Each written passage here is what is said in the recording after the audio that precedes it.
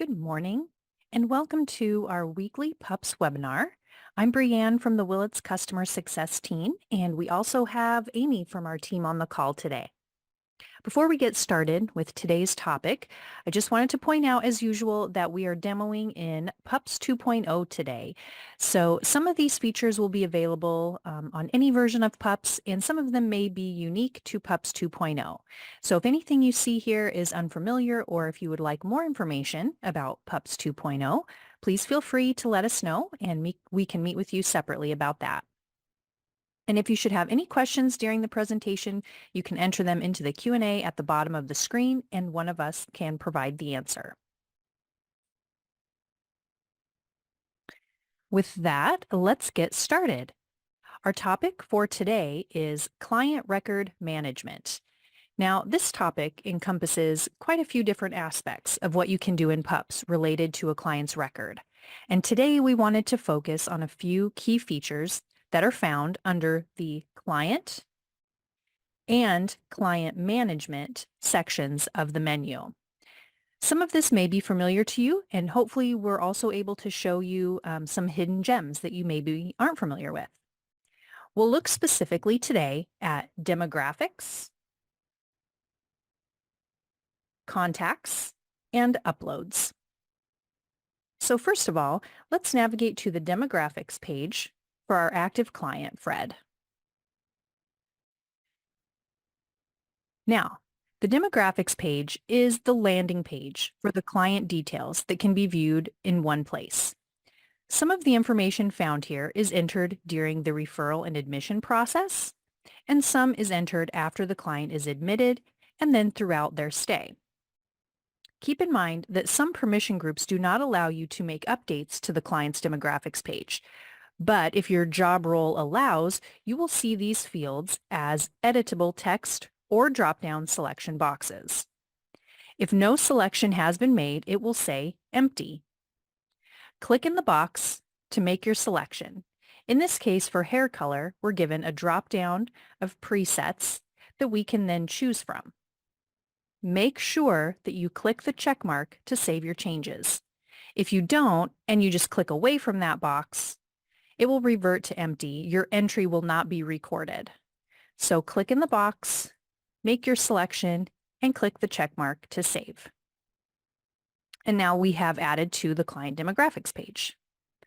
Now, we won't look at all of the available sections today, but feel free to take a look at the different options available for you to fill out for your clients. And as you're working in client records, if you have any questions or need to look up information about a client, this is a good place to check and see if that is recorded. But one thing that I do want to point out from the demographics page is tags. So I'm going to scroll down a little bit to a section called Other Information. Within this box, there's an option for tags. This can be a great way to add labels to a client record that you can later report on and also get a visual indication of clients that have this label. The list of tags is customizable for your location. To add a tag, click in the box, select the appropriate tag, and you can choose more than one, then click the check mark to save. And now we have added some tags to this client record, which we will see come into play as we go a little bit farther into the record. So now I'm going to scroll back up so we can take a look at the demographics header. This is the top information on a demographics page, and it provides a quick glance of a few pertinent details.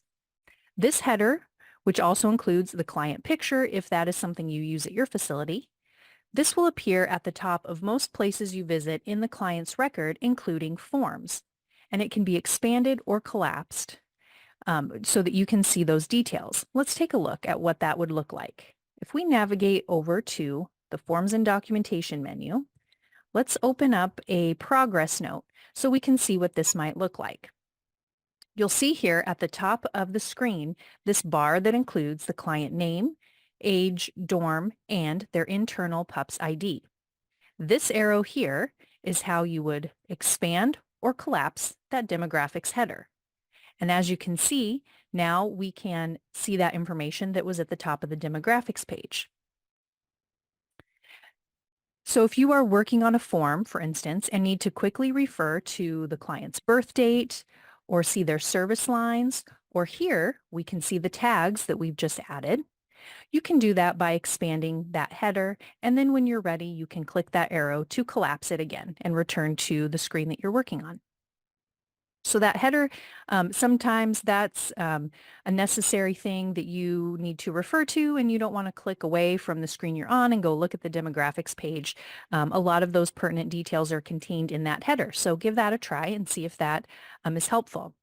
Another thing that you can do in your profile settings is set the default, whether you want the client header to default to stay collapsed like this, or if you like it better, if the details are expanded every time you open up a page in PUPS. That is available in your profile settings so that you can customize your own view of the PUPS screen. Now, if you've been using PUPS for a while and have been entering forms, you likely have noticed that there are fields that pre-populate. That is one thing that PUPS can do to cut down on repetitive data entry. A large number of the demographics fields on that page we just looked at are available to be pulled into forms automatically. So keep that in mind as you work on form building projects. And if there are certain fields that are entered often and they're part of the client record, we may be able to pull them in from the demographics page. Now that we've taken a look at the client's basic details landing page, let's move over to the client management menu and take a look at another important feature, contacts. So we'll go over to Client, and then Management, and Contacts. This is a one-stop shop for entering the client's various associated contacts, such as parents, spouses, employers, probation officers, etc. Create contacts here and then refer to this list to have the most up-to-date information on the client contacts, who their legal guardian is, and even create a no contact list. Click the green plus sign to add a new contact.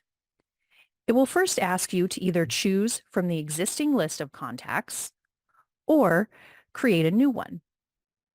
If the contact you're adding is an established contact used by other clients, like a caseworker or probation officer, etc., you can search for them in this drop-down menu and add them that way so that you can ensure the contact info is accurate and consistent across records. But if this is a new contact or one specific to this particular client, click the Create New Contact button. So let's create a new contact for our client. Fill out the fields on this page. You are able to enter a contact with just the bare minimum information. Only a first name and last name is required. So we're going to enter our client's friend Barney Rubble as a contact. But the more info that you provide here, the better off your teams will be knowing exactly who to contact and how to reach them. So we're going to enter a cell phone number here for this example. There's also, if you scroll down a little ways, you can see all the available options that you can enter for this contact, and there's also a communication preference section. So you can indicate which of these methods is the preferred way to contact this client. We'll say that yes, phone is the preferred way to contact. In the right-hand panel, you can indicate what type of contact this is. The list of primary contact types is populated from a preset list. Here in the sandbox, we just have a few options to choose from, but in the live system, you will have more, and we can add to this list as well. So we're going to select that this contact is a friend of our client. You can also select if the client is a legal guardian and or the emergency contact for this client. If this contact should not be reached, if you should not contact this person for some reason, if the status changes or if there's custody issues or things going on that this person is now a specific no contact, you can indicate that here by typing the reason for the no contact. That way that staff will know not to reach out. The reason that you enter here for no contact will be listed on the index when you pull up the contact list. And lastly, you can enter a contact role, which will also show up on the index. So this is a really good and quick way to indicate who the emergency contact, next of kin, etc. is. So we'll say this is an emergency contact for our client. And then when you're done filling out the contact details, click Save. Creating this list of contacts will ensure that everyone has the same information and you don't have to go hunting through various uploaded documents or other external sources to find contact details. You can see it right here at a glance.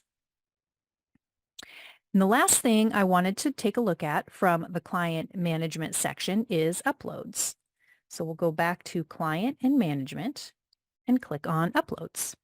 Now, most everyone is familiar with uploading documents to a client's record, but I wanted to show this item in particular because this Uploads option under Client Management will take you to the Uploads dashboard. This is another one-stop shop. In this case, all the uploads that have been added to the client record are visible here, regardless of the area to which they were originally uploaded. You can see here the upload type indicates where it was coming from. So we have an upload that was added during admission and another one that was added later to the client uploads. You can use the filters here at the top to search for a specific upload by type, by tag, or even type in a keyword. Make your selection, then click the filter button, and it will pull all of the uploads that fit those parameters so you can easily sort through the different availability options for you. And just like each individual upload section, from the dashboard you can also add new uploads by clicking the green plus sign or download existing documents by clicking the download button. The Client and Client Management menu contains a large number of other items that we don't have time to look at today, and they may or may not apply to your location or job role, such as Care Team Management and Client Copay, which maybe you noticed when we were scrolling over there. But we would encourage you to take a look at this menu and see if there are options that you can take advantage of to make your client records as complete as possible. We always love to talk with you about ways to make PUPS work for you and help you utilize more of the system. So that covers PUPS Client Record Management. Please feel free to put any questions you might have into the Q&A.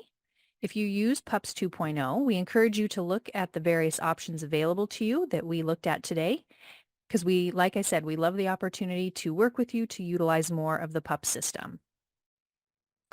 So our team can hang on for a minute if there's any questions. Otherwise, you're free to go. Hopefully, we'll see you on the next webinar where we'll be discussing ComLogs. So please pass along to any staff you feel would benefit. Thank you and have a wonderful day.